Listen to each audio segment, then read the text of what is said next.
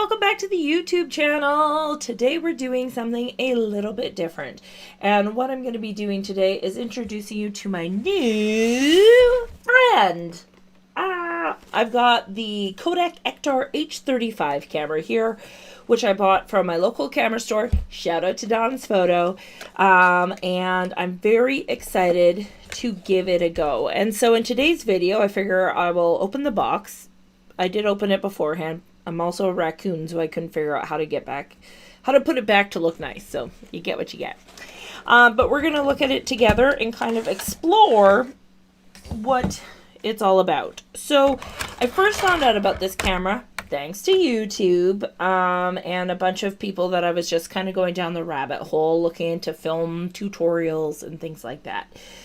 And there was a few people that had their YouTube channel and they were testing out this camera.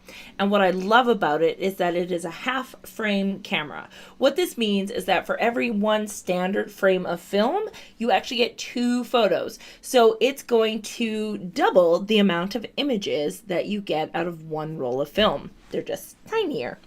And so, yeah, I'm super jazzed about it.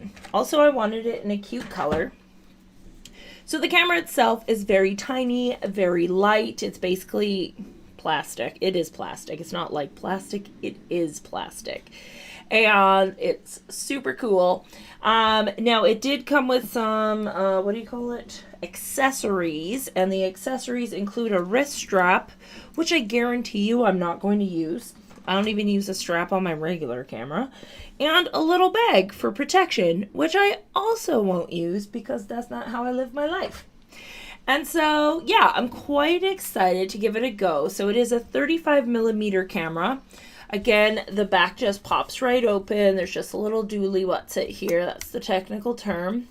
I'll load the film in here, shoop, and you can see, hopefully that'll focus. Come on, focus. Of course not. There we go. You can see the little lines here that kind of cut the frame in half. So that way it's a smaller image. And so as the film progresses, it's going to put 2 images on one frame, which is cool. Now, the thing to consider is that every frame is going to be a vertical image. So if I'm shooting this way, I'm actually creating vertical images. Whereas normally if you shoot this way, you would get a landscape image. So if I want a landscape image, then I have to turn it this way. So it's actually backwards. But again, it's a small thing. And the reason why I was excited to get this little guy is because I want to create, I think it'll be cool for telling stories, like especially when I travel and things like that. And it's lightweight, it's easy to carry, which is great. And I do have some film here, so I'm going to pop that in. And then the rest of the video really will just be me showing you the outcome of this. The film that we're going to be loading is going to be Japan Camera Hunter Street Pan 400. This has become my favorite black and white film. If you are a black and white photographer, if you have not shot with Japan Camera Hunter Street Pan film, I want to encourage you to try it out. I can share, I'll share some other photos. If you go on my Instagram, I also shared some there. So we're just going to go through the regular process of loading film, which this camera is backwards to traditional cameras in that the toggle thing is at the bottom where you pull it down. Oh, I don't even think you pull it down. Oh, God. To pop your film in. Come on, little guy. But I told my husband, because we have a 3D printer, that he could literally just like 3D print me a camera. So maybe he'll do that. Oh, yeah, there we go. See how it pops down? It's very flimsy made, I will say. If you're looking for like quality construction, this $60 camera is not it, I will say. Okay, so what I'm going to do is I'm going to pull the film forward a little bit so it hooks onto the little track. So we're going to we just want to get it hooked and then tucked in. Now, the unfortunate thing is this film is, what is this film? Come on, you. This film is, come on, why aren't you working yet, Poco? Okay, hold on. You gotta figure it out. This is why we have to read the instructions. Terry, why aren't you turning there, bud? Okay, we'll come back once I figure this out. All right, so I did get it. I had to hook it into the little, there's like a little slit in the spool. So I got it in there, and now we can roll it forward. We're gonna give it a go and see what happens. The first roll of film on any new camera for me is always a treat.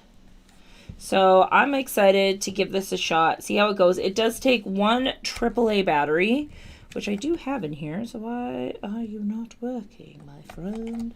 I think it has a flash. Let's check it out. Do you have to turn on the... Oh, yeah, look at this top thing. Oh, why? There we go.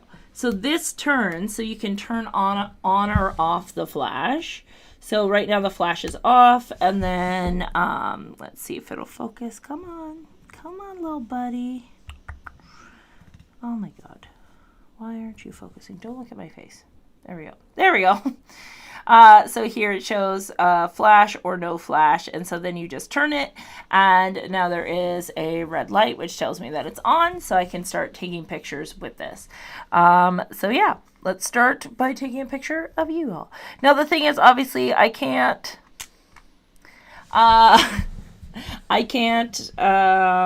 was I gonna say? I can't, what? I don't even know what I was... Oh, I can't change anything. I can't change focus, how much light is coming in. You want to make sure, usually when I get a point and shoot camera, I usually try to make sure I have at least ISO 400, if not higher, because it doesn't take into account otherwise. So things to consider is what I would say about that. So yeah, so I'm going to go shoot a roll of this film, and then we'll get it developed, and then I'll come back and show you what I got on here. And yeah, it's super cute. Also, it looks good for photos because I like the color of it. So cute. Who is she? But overall, yeah, it was like $70 Canadian. So that's like $50 American. I will say I checked it out on Amazon, and it was a lot. It was like $100 on Amazon. So check out your local camera store if you're interested. It's a cutie patootie. It's the Kodak Ektar H35.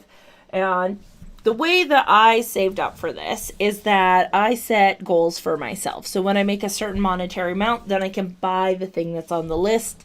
It's a form of delayed gratification, as well as allowing me to work towards something and make my goals. I'm prize oriented. What can I say? And so this is one of the things that I can now mark off because I met my monetary goal for January.